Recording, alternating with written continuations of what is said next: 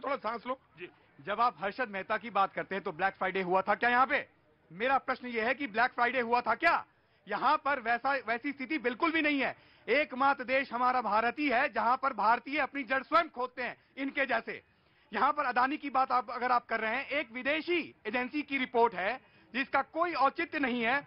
हमारे यहाँ ऐसी संस्थाएं हैं, सेबी हैं, सारी चीजें अपनी जगह पर हैं जो जांच करेंगी अगर जरूरत पड़ेगी तब। आयोग की बात तो आयोग की बात, लेकिन अगर आप जेपीसी की बात करें, आपको करना है तमाशा, आपको पार्लियामेंट चलने नहीं देना, डेमोक्रेसी को आप जमीन पर उतारना चाहते हैं। क्या करना चाहते हैं आप?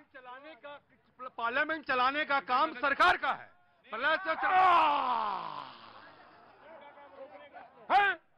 इनका काम सिर्फ रोकने का है।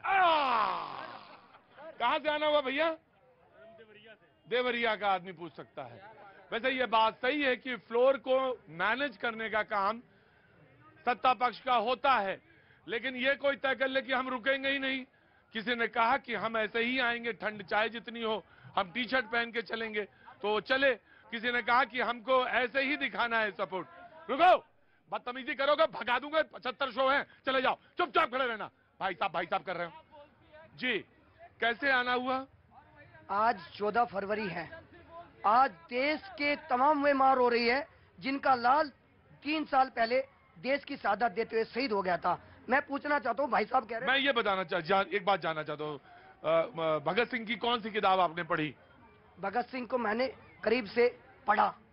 कौन सी किताब पढ़ी? कौन सी किताब पढ़ी जो उनकी आपको उनके विचारों से, क्योंकि उस समय तक तो पैदा ही नहीं हुए थे आप, तो कौन सी किताब पढ़ी जिससे कि आप उनसे इतने मुतासिर हुए कि आप यहाँ आए कहने के लिए? कहीं ना कहीं देश के तमाम लोग वे भगत सिंह हैं जो देश के तिरंगे की खातिर जीते हैं। देश के भगत सिंह ने देश तिरंगे की खातिर अपनी जान कुर्बान कर दी कमायु में। हर वो भगत सिंह है जो देश के लिए जीता है। क्या नाम है भाई साहब आपका? मेरा नाम विजय हिंदुस्तानी। विजय हिंदुस्तानी, मैं आपका बहुत बहुत स्वागत करता हूँ। भैया को एक चाय और एक टी शर्ट कहीं से लाके इंतजाम करके दो। नहीं लाख दो जल्दी से, एक शर्ट या एक चाय, फटाफट मंगाओ चाय। रुको, विजय हिंदुस्तानी खड़े रहो वहीं पे। उनकी एक बड़ा देश में एक हिसाब चल रहा है कि नारा लगा दो तो सबसे बड़े राम भक्त तुम। क्या? जय श्री राम। तो पता चला सबसे बड़े राम भक्त तुम।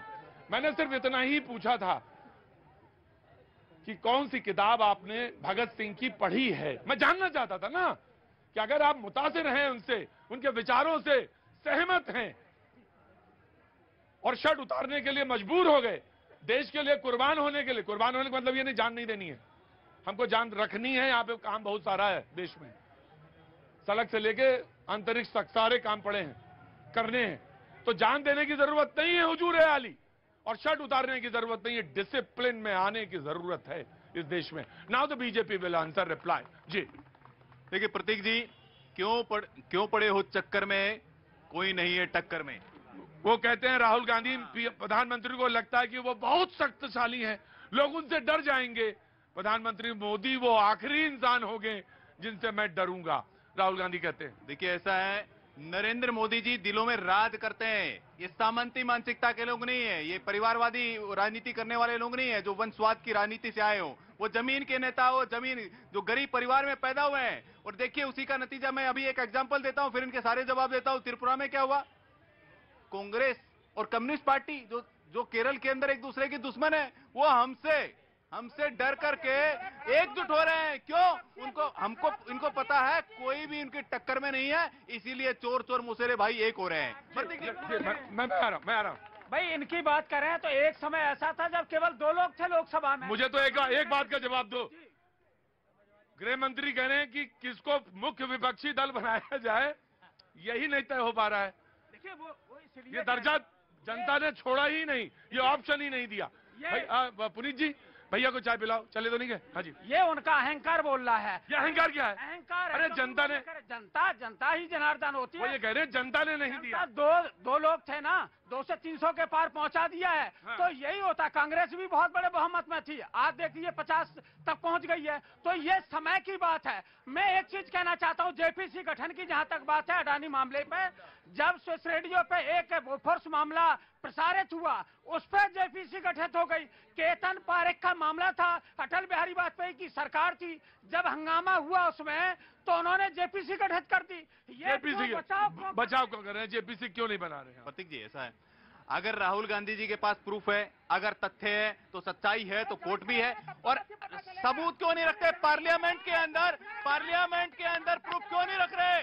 राहुल गांधी वो आदमी है जो झूठ बोल करके सर्वोच्च न्यायालय में माफी मांगते हैं। 2019 के चुनाव के समय भी इन्होंने क्या मुद्दा लेकर के आए थे? राफेल राग अलाप रहे थे, वो सर्वोच्च न्यायालय में जाकर के माफी मांगी। जी मैं आ रहा एक सेकंड दीजिए मुझे।